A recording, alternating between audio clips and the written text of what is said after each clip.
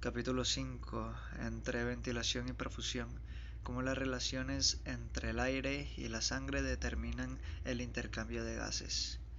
Hasta ahorita hemos dado todo lo que vendría siendo el marco ideal teórico de cómo funciona el pulmón.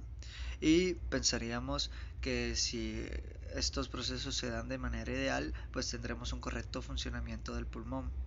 Pero desgraciadamente esto no sucede así, porque el ajuste entre la ventilación y el flujo sanguíneo en varias regiones pulmonares es esencial para que se produzca dicho intercambio hematogaseoso. Transporte de oxígeno desde el aire a los tejidos. Vamos a encontrar que la presión del oxígeno del aire inspirado va a ser igual a la presión del oxígeno del aire como tal, la cual es de 21%, por ende se da la fórmula de 21 sobre 100 por la presión atmosférica al nivel del mar, la cual va a ser de 760 en este caso, menos la presión del vapor del agua del aire húmedo inspirado, el cual va a ser de 47 milímetros de mercurio. Esto nos va a dar 149 milímetros de mercurio y lo recomendado en este caso va a ser de 150 milímetros de mercurio. Aquí vamos a encontrar la presión del oxígeno en todo el tracto respiratorio hasta llegar a los tejidos. Vamos a ver que este va a ir disminuyendo. El aire que vamos a encontrar en la tráquea va a tener una presión de 150 milímetros de mercurio. Cuando llega a los pulmones y sangre, pues va a ser de 100 milímetros de mercurio, va a disminuir un tercio. Y cuando llega a los tejidos es aproximadamente de 25 milímetros de mercurio. Y así va a ir disminuyendo hasta llegar a los organelos tipo mitocondrias, en los cuales se van a encontrar presiones tan ínfimas como la de 1 milímetro de mercurio. ¿Esto por qué se va a dar?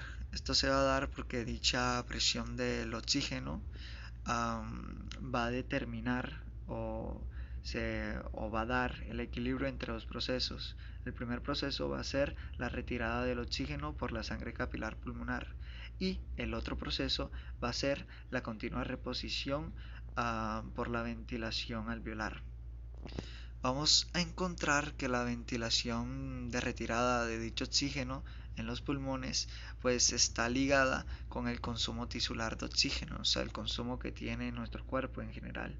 Por ende, esta va a variar según nuestros estados de actividad. Si estamos en reposo hay menos consumo tisular y si estamos activos hay más consumo tisular.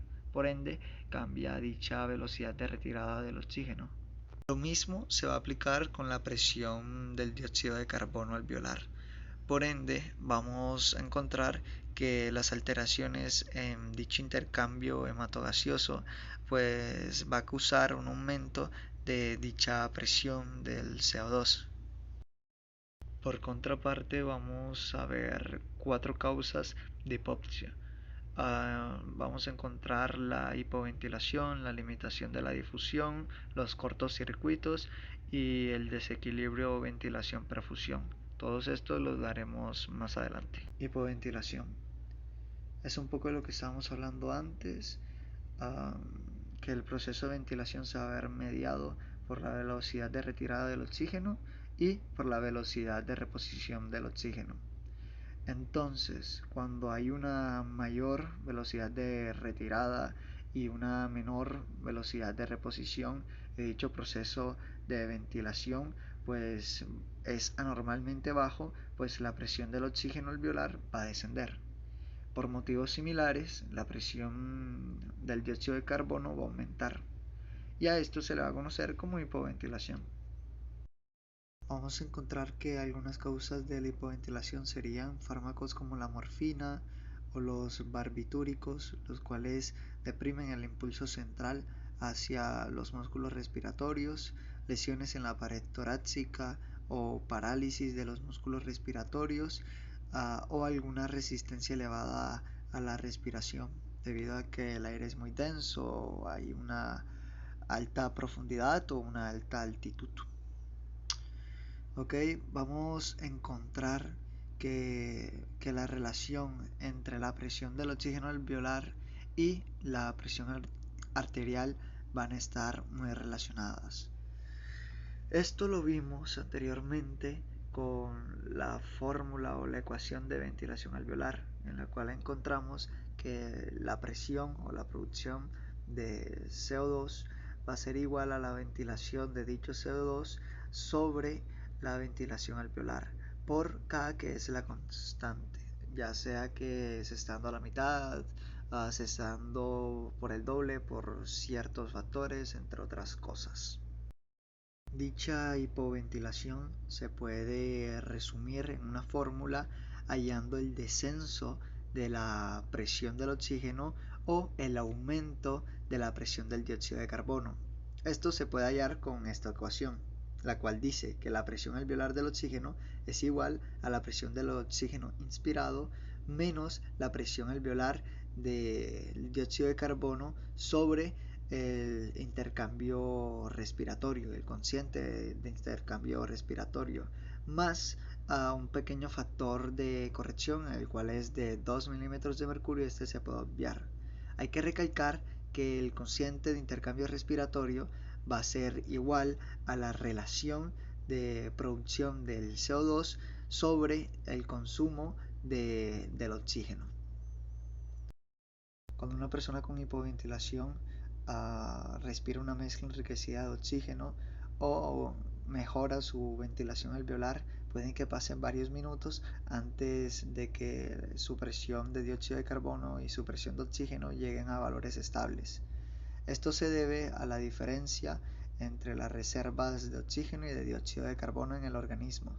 Encontramos que como las reservas de dióxido de carbono son mucho mayores que las de oxígeno, pues este va a tardar más en llegar a equilibrio a comparación del oxígeno, debido a que tiene mayores reservas ya sea en la sangre o en el líquido intersticial de los tejidos.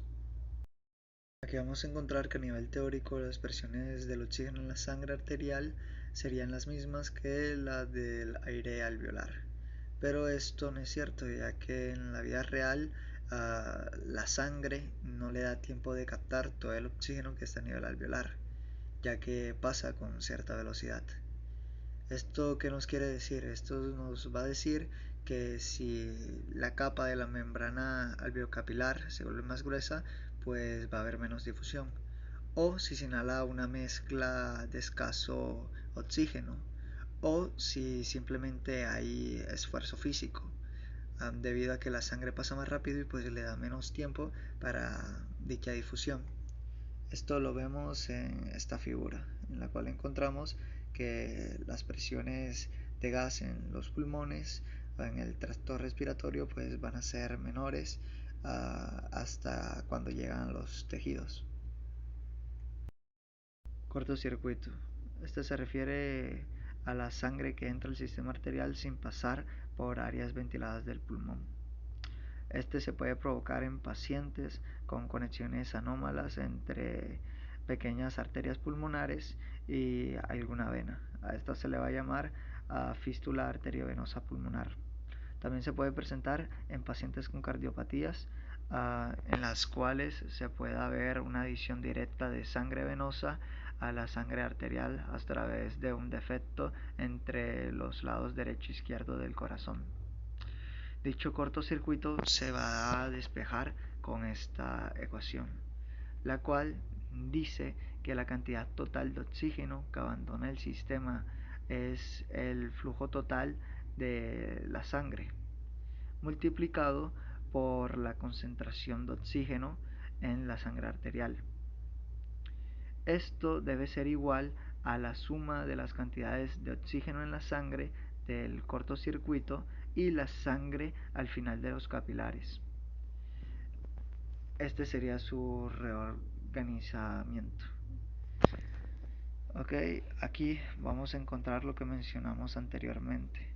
Vamos a encontrar las concentraciones venosas, las cuales van a pasar por dichas áreas ventiladas y por estas afecciones que vamos a encontrar acá se van a unir con sangres que no va a estar oxigenada, ya que no va a pasar por dichas áreas ventiladas. Esto como tal no se va a ver afectado si se sube las cantidades de concentraciones del oxígeno, ya que el problema no es el oxígeno como tal, sino es que hay partes de la sangre las cuales no van a poder captar el oxígeno porque no van a tener contacto con él. Entonces, una manera de poder mejorar esto vendría siendo aumentar el flujo sanguíneo, ya que así va a pasar más sangre y esta sangre va a tener la oportunidad de tener un contacto con dicho oxígeno. Coeficiente de ventilación-perfusión. Este va a ser el equilibrio entre ventilación y el flujo sanguíneo. Si estos se desajustan, pues va a dar una alteración en la transferencia de oxígeno. Esto lo podemos entender con este ejemplo, en el cual el colorante en polvo va a representar el oxígeno, el agua va a representar la sangre y el agitador pues va a representar el flujo sanguíneo, ya que le va a dar la velocidad a la sangre, al agua en este caso. Entonces vamos a encontrar que entre más rápido sea el flujo sanguíneo, pues menos concentraciones de oxígeno va a tener, ya que menos contacto va a tener con este. Y entre más lento sea el flujo sanguíneo, pues vamos a encontrar que más concentración de oxígeno va a tener porque más contacto va a tener con este. Este se puede representar con esta fórmula, la cual dice que velocidad sobre flujo va a ser igual al coeficiente de ventilación-perfusión. Efecto de la alteración del coeficiente de ventilación-perfusión de una unidad pulmonar. Aquí vamos a encontrar dos casos. Teniendo en cuenta que el coeficiente normal de ventilación-perfusión va a tener una presión de oxígeno de 100 milímetros de mercurio y una presión de dióxido de carbono de 40 milímetros de mercurio. Ok. El primer caso se da cuando hay una obstrucción en las vías respiratorias. Esto va a hacer que haya menos ingreso de aire, por ende, menos ingreso de oxígeno. Esto va a hacer que se acumule el CO2 en sangre y pues se presenten mayores concentraciones de CO2 a corto y largo plazo. Y pues que esto pueda tener varios efectos negativos a futuro. Otro caso sería que disminuyéramos el flujo sanguíneo, ya sea por una obstrucción u otra causa. ¿Esto qué va a hacer? Esto va a hacer que las concentraciones de CO2 disminuyan, debido a que las concentraciones de oxígeno van a aumentar porque van a tener más contacto con dicho flujo sanguíneo.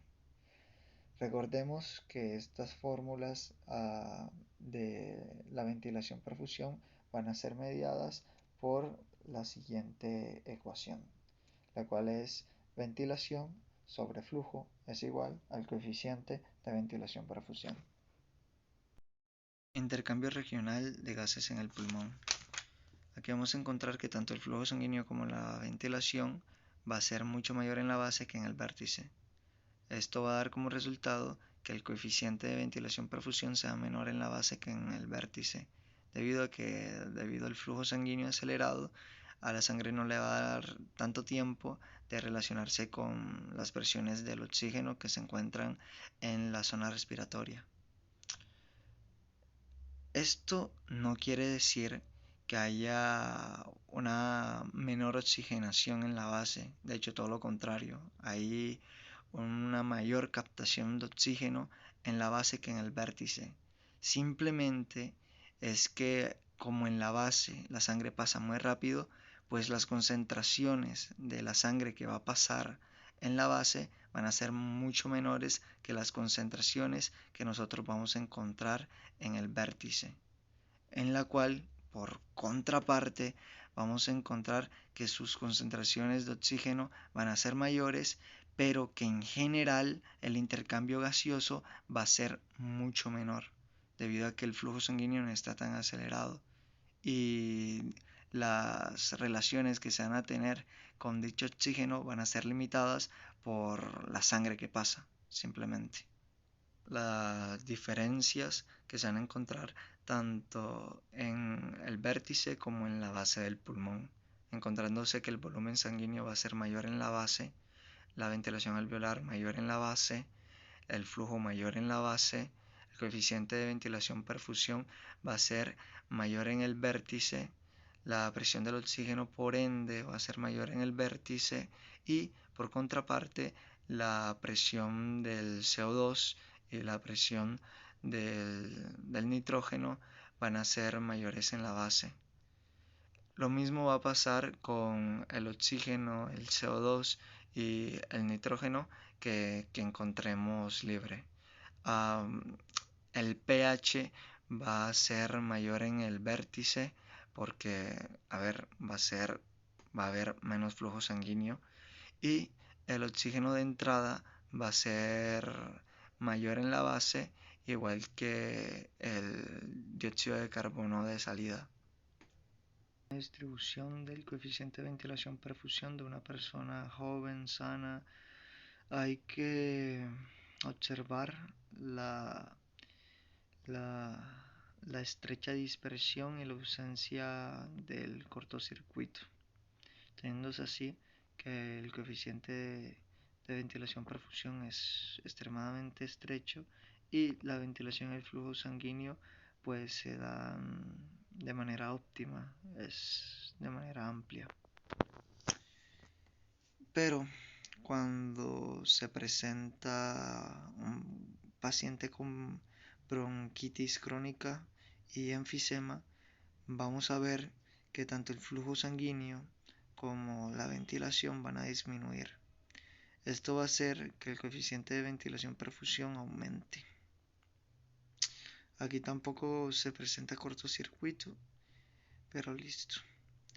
En estos pacientes, la cantidad de oxígeno que van a captar en general va a ser muy baja, van a tener dificultades respiratorias por dicho problema.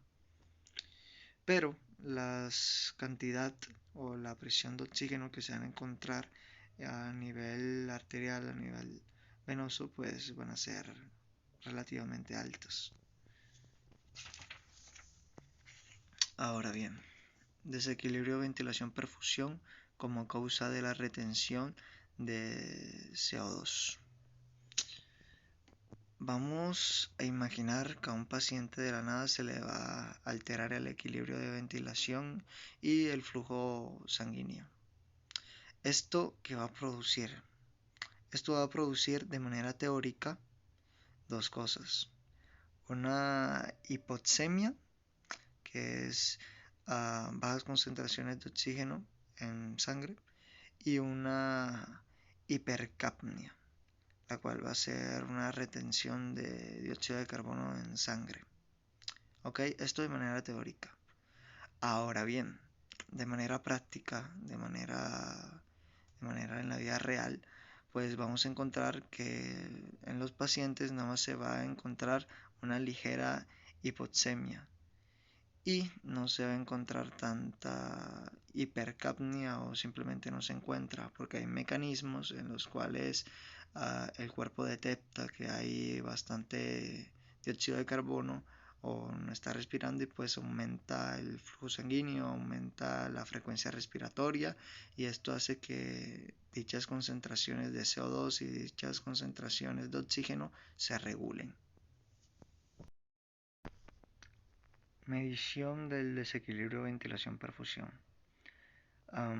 Ok, esta se va a hallar hallando la diferencia alveolo arterial de la presión del oxígeno, la cual se va a obtener restando la presión del oxígeno arterial de la presión del oxígeno alveolar, denominada ideal. En casos normales nosotros vamos a tener la presión del oxígeno arterial, simplemente tendríamos que hallar la presión del oxígeno alveolar y listo, hacer la resta. Esta presión del oxígeno alveolar se puede hallar gracias a la ecuación del gas alveolar. Entonces, tenemos que dicha ecuación del gas alveolar va a ser igual a la presión del gas alveolar del oxígeno va a ser igual a la presión del oxígeno inhalado menos la presión alveolar del dióxido de carbono sobre el cociente de intercambio respiratorio más una constante, la cual va a ser el factor F, el cual es de 2 milímetros de mercurio. Entonces, tenemos un ejemplo para colocarlo en práctica, al cual dice que supongamos que tenemos un paciente que está respirando aire a nivel del mar. ¿Ok? Tiene una presión del oxígeno arterial de 50 milímetros de mercurio, ya tenemos nuestro primer factor, y una presión del dióxido de carbono arterial de 60 milímetros de mercurio y un cociente de intercambio respiratorio de 0,8. Entonces, ¿cómo sería esta ecuación para hallar la presión del oxígeno alveolar ideal?